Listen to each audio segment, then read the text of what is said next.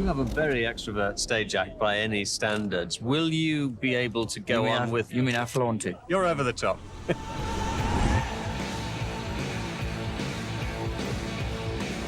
Each song that we do has a different sort of meaning to it. So, I mean, you know, it is rock and roll as a sort of label, from the 1920s vaudeville to the heavy, the real sort of raw rock and roll, to the ballad, to, you know.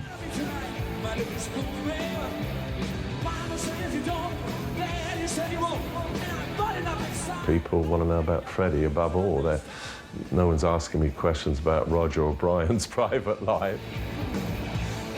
And I think as time went on, the stage persona really took over from the original individual, and he lived this larger-than-life character. He would be thrilled to know that I've been asked to talk about him years after his death.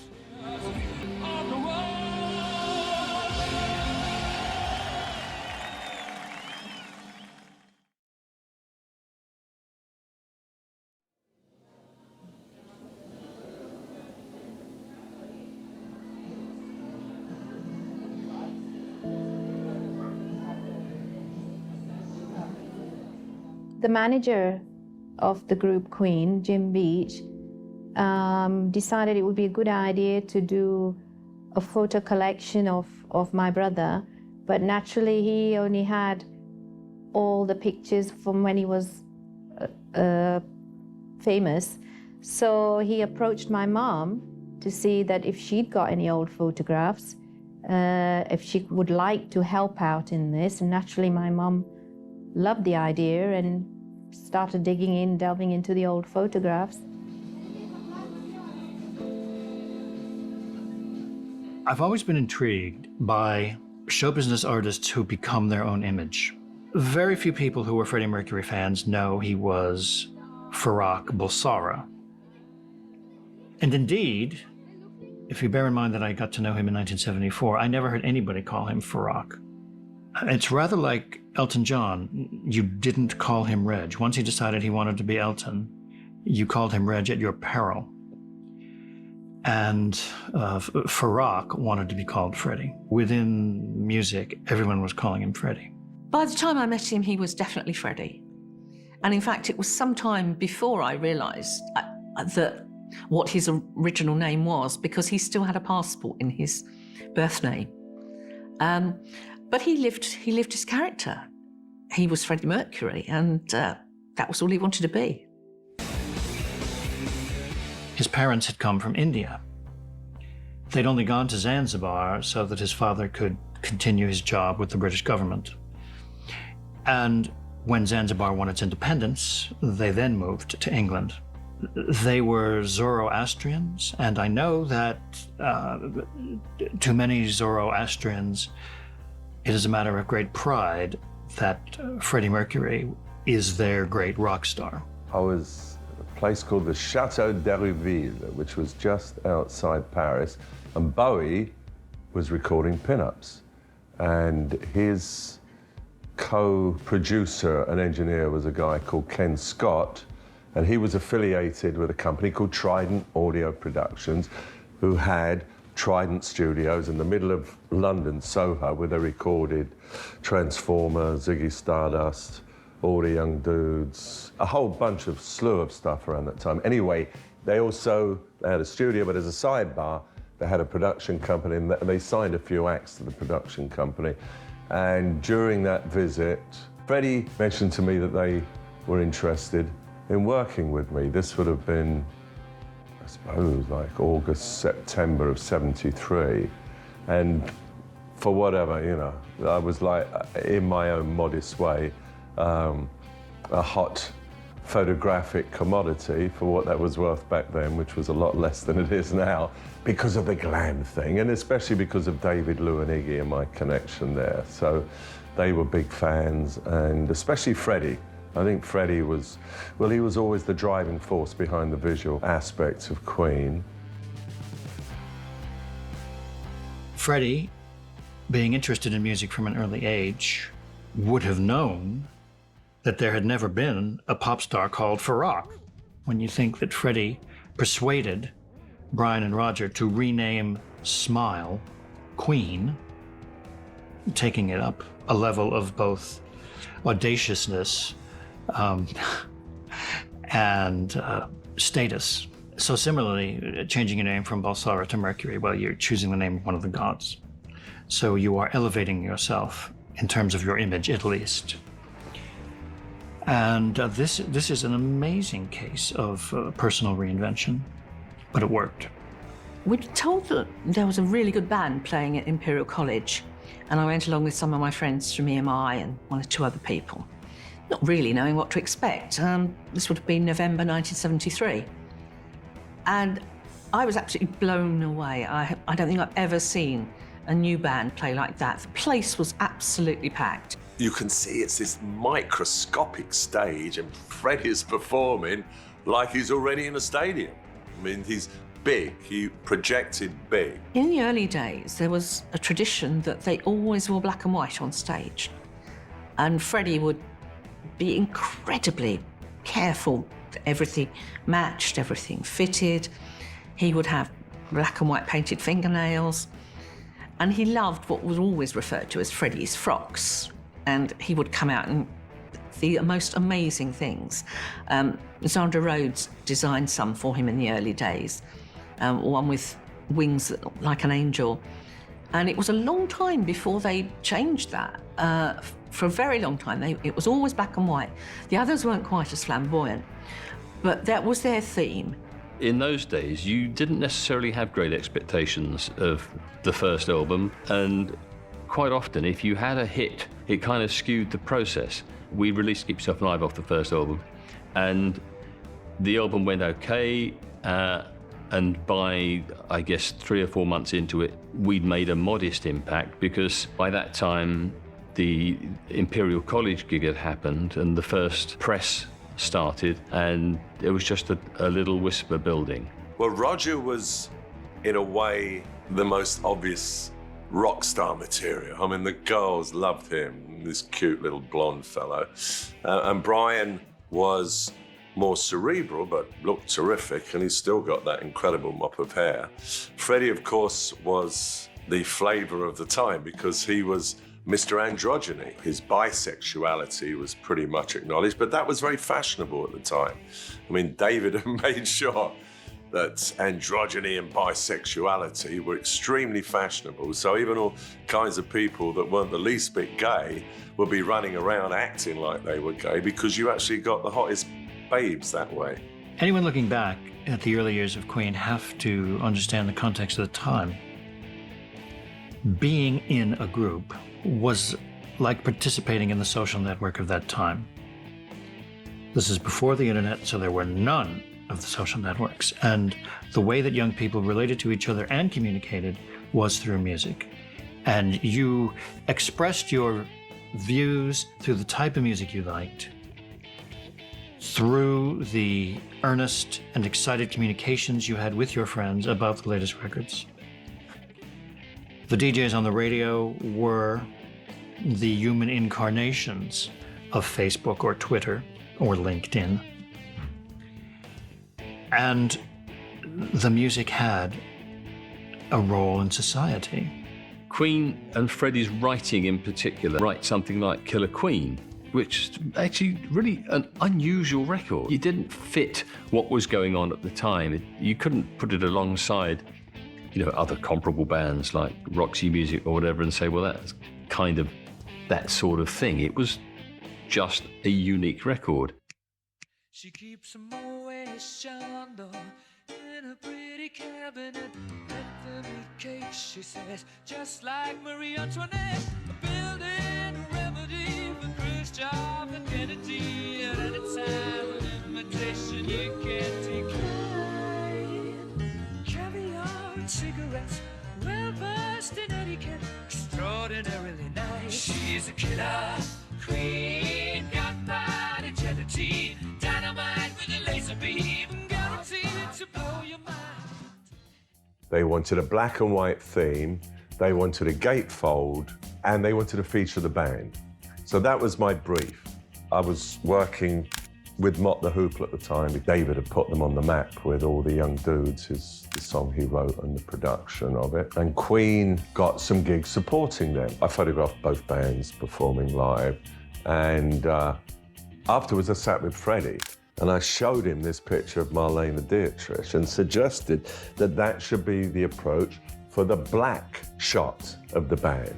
And he loved it. I mean, whether it was the shot or whether it was the fact that it was Marlene and Dietrich, I shall be Marlene, you know. I mean, he immediately responded. He corralled the rest of the band and they went along with it. There was the black shot and then there was the white shot. I did both setups and I had to light them very carefully because I wanted to make it a little bit more dramatic than the Marlene and Dietrich shot. So I wanted to hood the eyes so that the shadow really encompassed the eyes, and I had to get them, all four of them, arranged in the correct way so I could do this. And I was up and down on a ladder and they were buzzing up and down in the makeup. I mean, they were very, like, you know, wanted to look fabulous. And of course I wanted them to look fabulous too. And I actually did a lot of shots. And afterwards we reviewed them. And for quite a while, the rest of the band were a little bit, they thought maybe that word pretentious was sticking in their head. And they weren't sure that the black shot was the right shot. I think because it was a very powerful image. Obviously it was. And of course they duplicated it 2 or 3 years later for the Bohemian Rhapsody video. Is this the real life? When we got Bohemian Rhapsody, we were concerned. Is this just fantasy? They're doing. It's so long. It's 3 records in one. And they'd never heard anything like it. I'm just a cool boy. You can't call it just a song. You can't call it something as grand as an opera.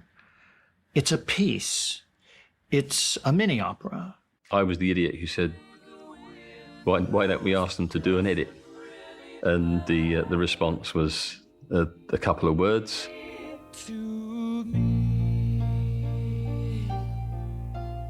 And of course, the rest is history. Mama just killed a man, put a gun against his head, pulled my trigger, now he's dead. Mama. I don't think there was ever a disagreement because nobody ever asked our opinion and didn't need to.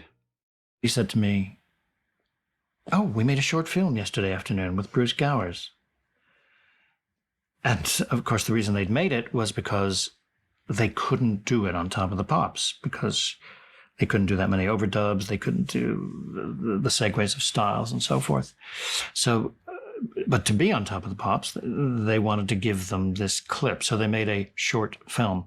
Well, that short film happened to revolutionize the way that music is consumed, because neither MTV or VH1 would exist had it not been for that short film. The whole thing was quite extraordinary. And again, I think people weren't quite sure how to take it, but once they saw it, they realised just how good it was.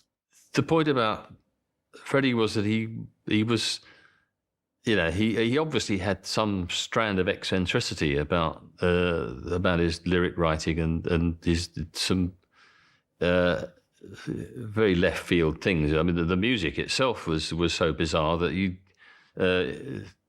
had no idea what the lyrics meant, and really, who cared? I think one of the interesting things about Queen is that their songs are open to such interpretation, but I'm not going to say on camera who I think it's about. With Bohemian Rhapsody, it was basically I was writing 3 songs, and they were meant to be different, and I just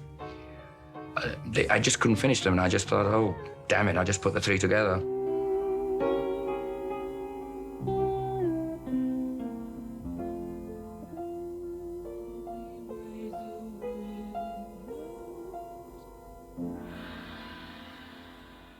We just about do all our own production. We have Roy Baker, who sort of co-produces with us, and all the 4 albums have been a co-production with him. Do you feel that Night at the Opera is perhaps you've reached a climax at a certain stage in your career? Because I believe it's definitely the best that you've ever done.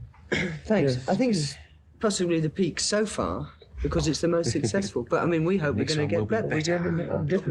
It is going to be difficult, especially with Bohemian Rhapsody being as large.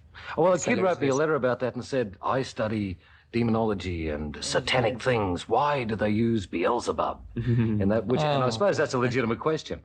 Why do we use it? Yeah. It's just why do we use anything? I mean, it doesn't necessarily mean I study demonology and things.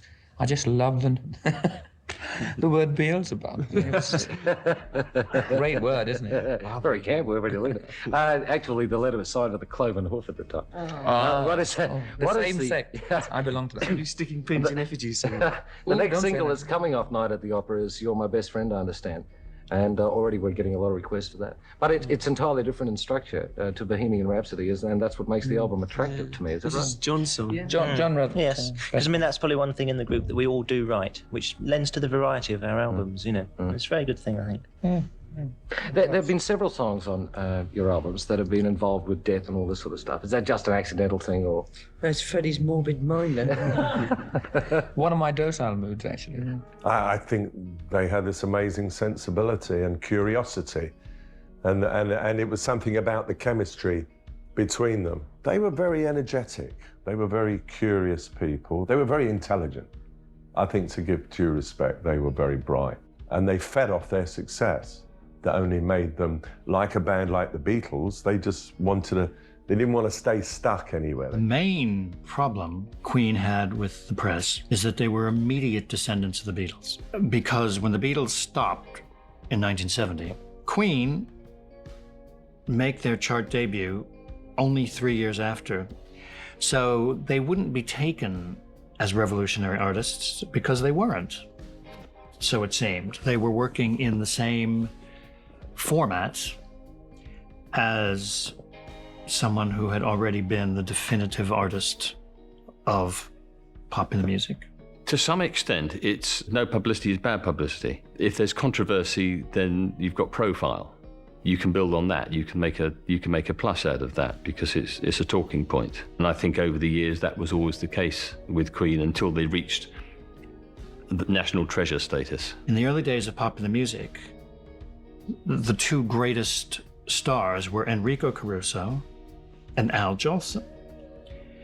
And that is because both of them could be heard in every corner of the theater without amplification, because they were working before amplification. Don't cry, Freddie, don't cry. Goodbye, Freddie, I gotta buy. Freddie's voice can be heard.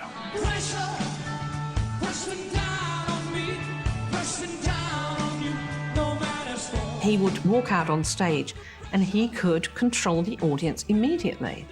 There was something about him. And of course, especially a little while later, a lot of their songs were anthems in a way. I don't think I ever met anybody who came out of a Queen concert disappointed. Now, perhaps I'm biased because I suppose in a way I became a fan. I tried to be objective, it's kind of hard. I think that they just wanted to do the best they possibly could for as much of the time as they possibly could, and I think they achieved that.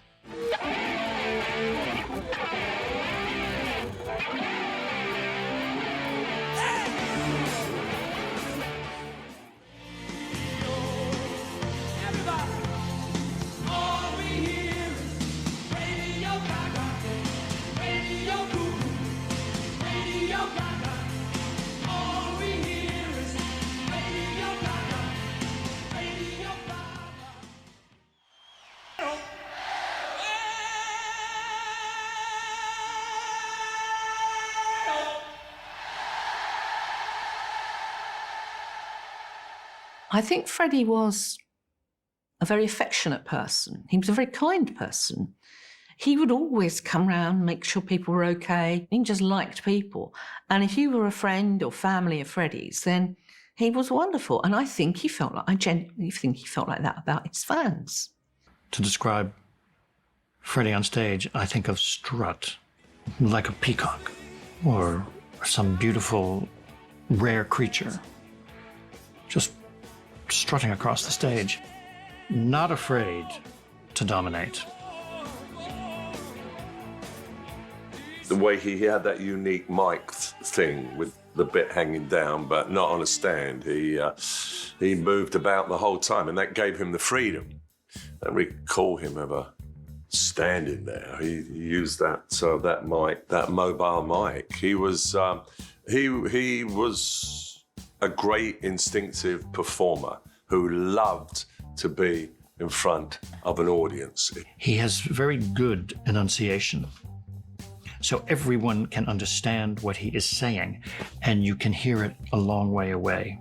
Well, this turned out to be immensely useful when Queen would do stadium gigs or beach gigs or outdoor gigs where they had tens of thousands or even over 100,000 people. There are very few people whose voices are immediately recognisable, and I think Freddie is one of them. Freddie had the most incredible voice. He had a wonderful range, he had a depth, he had a richness and a power in it, I think, that meant that the songs they'd written, some of them I don't think anybody else could have sung. And I find it very interesting that there have been very few cover versions of Queen songs, and I suspect they frighten people because it would be very hard to copy what Freddie did. Several of the great singers of all time consciously used their voices as an instrument. Frank Sinatra, for example, learned to use his voice from listening to Tommy Dorsey, who was the leader of the band that he was in 1940. I long to kiss you, but I would not dare. I'm so afraid that you may vanish. And he noticed that Dorsey, a trombone player, had great breath control, which enabled him to draw out long notes. And he wanted to draw out long notes in singing, so he learned breath control. And Freddie could do the same thing because he realized his voice was like an instrument. If you are but a dream. Freddie was extremely interested in people who had power. Liza Minnelli was an obvious influence. Her style of belting, he loved a belter. The ultimate, of course, was Montserrat Caballé. I went to the Covent Garden Opera House to see a recital by Montserrat Caballé, the great Spanish diva. And I looked to my left, and not far away, there's Freddie in a box seat. And he's going, and he's so excited. He's like a schoolboy.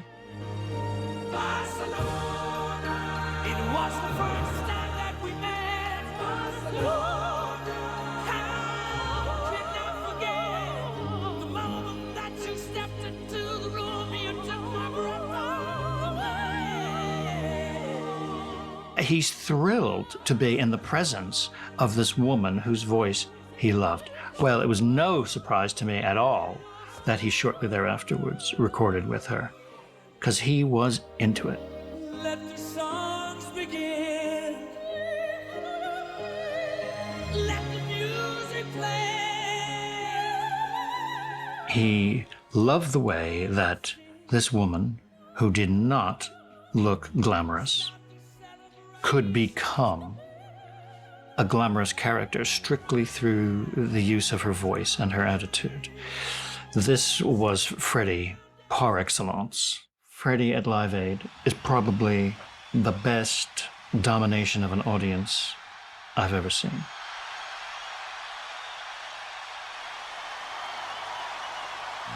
Everyone was looking around saying, well, they've done it, haven't they? You know, it was extraordinary.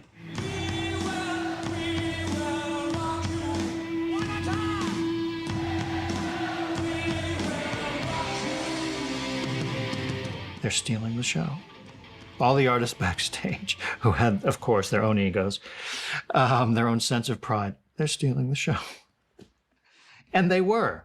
Shivers down my spine, body's aching all the time. And you hear the audience going completely nuts. And you see on the monitor Freddie doing this impromptu duet with a BBC cameraman. Every night, every day, a little piece of you is sliding away. Lift your face, the western wave. And everybody said they stole the show. It just proved that they were undoubtedly one of the best live bands there's ever been. Queen really did rule the world for a short period. I mean, you can argue it's none of their bloody business, but they're going to make it their business anyway. So what are you going to do about it? Freddie, and indeed the band generally, were very single-minded and also didn't necessarily suffer fools gladly. The band, and Freddie in particular, his very flamboyance, if you like, invited negative comments from people who liked their rock and roll to be more down and dirty. Freddie was as nice a person as you'll find. Extremely generous to his friends, threw great parties, and consumed too much of life. He took to the gay scene in New York in the late 70s like David Attenborough would take to a nature film, to forms of wildlife. When I first went to Freddie's home, he was living in a flat in the Kensington area with his girlfriend, Mary Austin, and he was still the best of friends with her to the day he died. Even as she and Freddie grew apart in some ways, they became the very best of friends. And she married, she had children. But their relationship never really changed. He just had other relationships as well. Freddie, over the years, got more remote, changing lifestyle, really. When you first knew him, he was actually personally quite a private person. He was quite shy. I don't think necessarily really comfortable with new people and strangers. But his other side was the flamboyant stage presence. It was fairly obvious that there was this tension that was unresolved in him, and even in the end, because Mary came back at the end and looked after him. I mean, where he talks about Mary as being the one person in his life that he truly trusted. And I've seen her on film talking about him having, when he came out of the closet and first spoke to her about it. Obviously, there was a battle going on inside of him, but that was when he came out of the closet. But I have pictures of the guy that he was hanging around already with someone he was having a relationship with before he finally told Mary. So he was hanging around in '74, this particular guy. He certainly didn't want to talk about it publicly, any of that. He would discuss things privately. And I could name a couple of interesting names, but I won't, that I happen to know he had relationships with, but that's not for me to discuss. That's, I do believe, even for public figures, that there is, there's an area of privacy that I may be privileged to have certain knowledge, but if they want to talk about it, it's up to them. But so I don't want people talking about all the lurid things in my youth either. It's none of their fucking business. Not that people are as interested they are in cases like Lou or David or Freddie. I think perhaps Freddie was always looking for love, which he found in many ways over his life. I think he was always looking for perfection, which is probably a harder thing to find. And I think he was ultimately curious. He wanted to know what was out there, to experience a lot. And he found a lot of the things he was looking for, but perhaps not all of them. There was Don't Stop Me Now, which has become a very, very popular song in Britain. Don't stop me now. Don't stop me, 'cause I'm having a good time, having a good time. Shooting star leaping through the sky like a tiger. And of course, to this day, Brian feels a bit uncomfortable about it because it's a celebration of Freddie's hedonistic lifestyle, which was to kill him.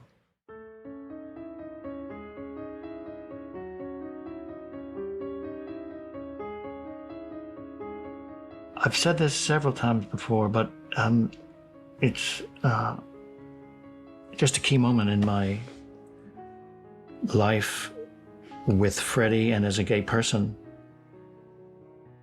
in Heaven, the nightclub. In early 1983, I had returned from the United States, and I said, have you adjusted your behavior in light of the new disease? Because it had no name then. And he said, with one of his flourishes, he said, darling, my attitude is, fuck it. I'm doing everything with everybody. And I had that sinking feeling. There literally is a sinking feeling. I've had it twice in my life, and that was once. And I just felt at that moment, we're going to lose Fred. And I also thought that even though he's putting up this great front, probably in the back of his mind, he thinks it's too late.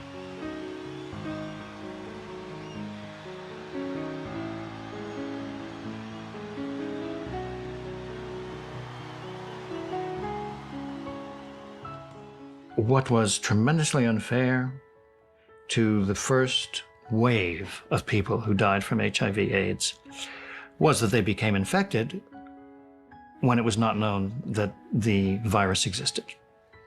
So they couldn't know that what they were doing was unsafe. They didn't know there was any risk.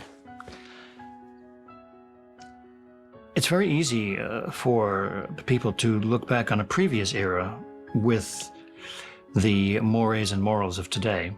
But we have to remember that the 70s was this incredible era of sexual expression. There was about a quarter of a century where everything was, if not safe, at least treatable. Because once you had penicillin knock syphilis on the head in the 1940s, there was no sexually transmitted disease that was going to kill you. So in the 70s, particularly with the emancipation movements, the women's liberation and the gay liberation, people were having sex like there was no tomorrow. It's easy to forget that today. And then, of course, millions paid.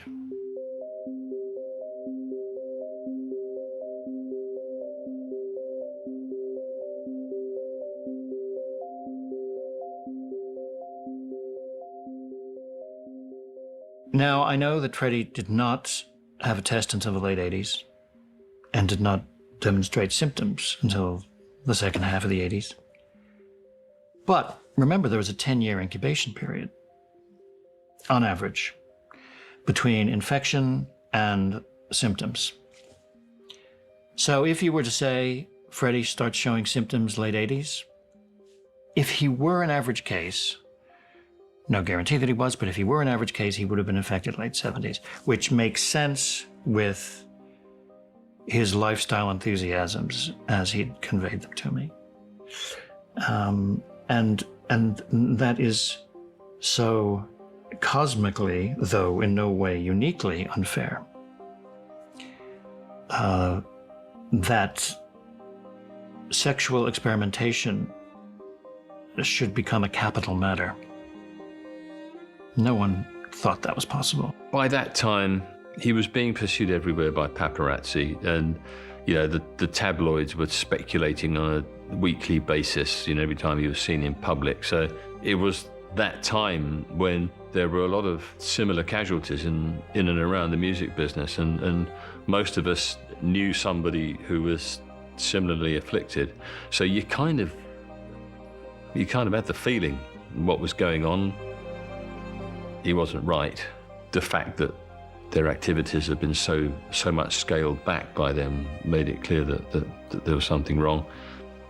Regardless of what it was or what caused it, he was obviously not the same Freddie. I think most people knew that he was ill. I think nobody really knew what was wrong or how long he'd been ill or how bad it was until pretty much at the end. Freddie was one of those persons with AIDS who responded by not wishing to be seen. It would be wrong of us not to say that he has been depicted in certain quarters as a sort of decadent, wild, bisexual, irresponsible lover. Yeah. So what was actually the truth of that? Yes, that definitely makes us very angry, because he was certainly the Freddie we knew wasn't wildly promiscuous. He wasn't consumed by drugs, any of these things that people are saying. He had a very responsible attitude to everyone that he was close to, and he was a very generous and caring person to all the people that came through his life. And more than that, you can't ask, really. You know, as he moved from a relationship to another one, he was always very, as I say, you know, aware of the effect he was having on people's lives. We all knew that there were many people. My PA died, for heaven's sake. I mean, it was in our homes, it was in our friendly circles. And it was happening with such suddenness and force that you couldn't mourn everybody as deeply as they deserved at the moment they were dying. In retrospect, whenever you think of one of these people, then you experience their passing uniquely and individually. But then, because there were so many involved, you were just trying to keep your head above water and be good to everybody.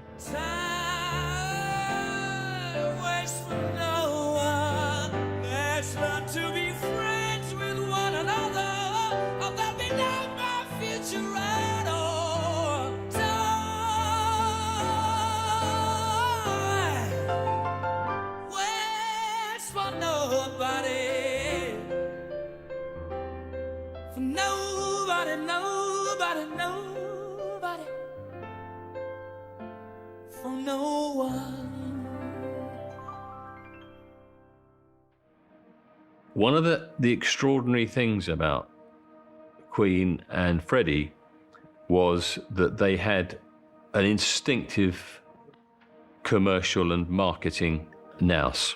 With Queen, and I think with Freddie's writing, it was staggering how year on year, at that time when we in the record company were expecting and waiting for the new album, knowing that the crucial thing was, is there going to be a natural big hit?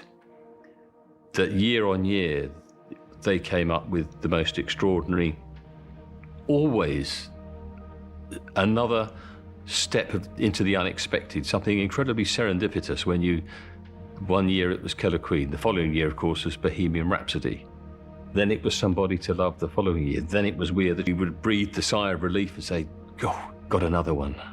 Now, for the band, it would have been very difficult, and I give them full points. Knowing that something was up that was completely outside their own circle. Because unlike the theatrical community or the gay community, the heterosexual members of Queen wouldn't know as much about it. They would just know, oh, he's not looking too good, what's up, what's happening? But because they were very much a quartet, they stood by him to the very, very end. And the very, very end, of course, is that incredibly moving video.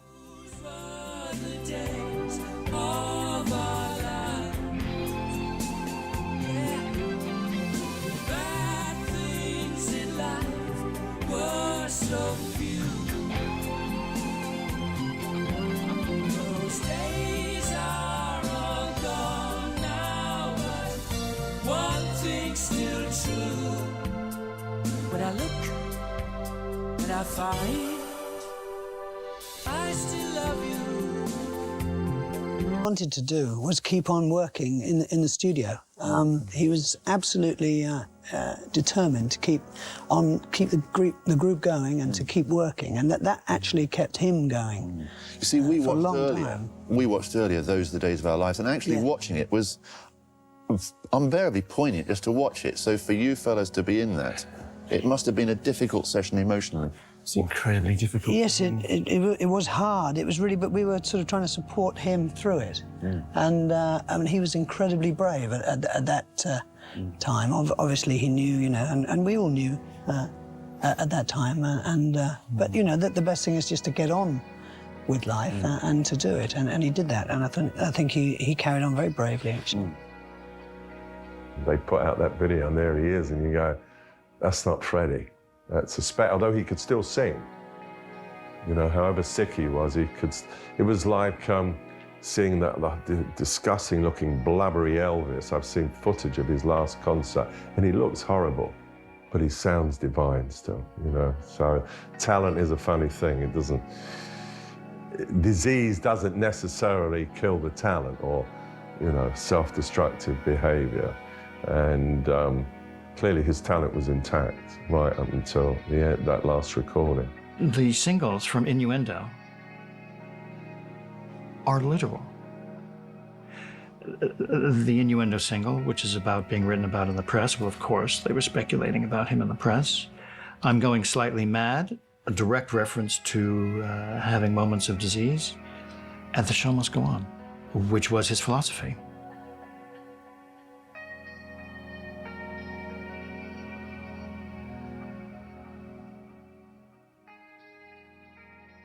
Well, it was a sad thing. I mean, how could it not be? There was a very sweet guy who died, and I know he was in because Mary told me that he was in a lot of pain at the end. It was not an easy death for Freddie. But apparently he didn't complain. Apparently he was not, and he didn't feel sorry for himself. I don't know what else he could have done because he, you know, but apparently he was in a lot of pain. When Freddie died, that was the end of Queen. There was just great sadness.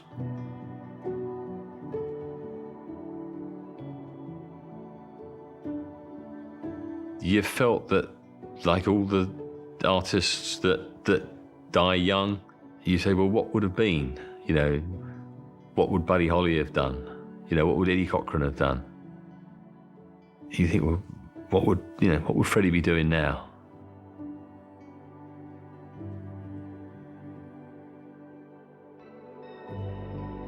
The glamour of the world's rock stars in a very unglamorous setting. Rehearsal studios west of London, where the final polish is being put on tomorrow's show. Casual dress was very much the order of the day, Elton John also sporting a brand new hair look for the big event. A succession of stars arrived throughout the day to practice alongside the surviving members of Queen. For many, it's a poignant occasion. Wembley Stadium was the scene of one of Queen's greatest... He would be so excited. And in a conspiratorial way, he would say, oh, what about this? You know, he'd have that little shoulder thing.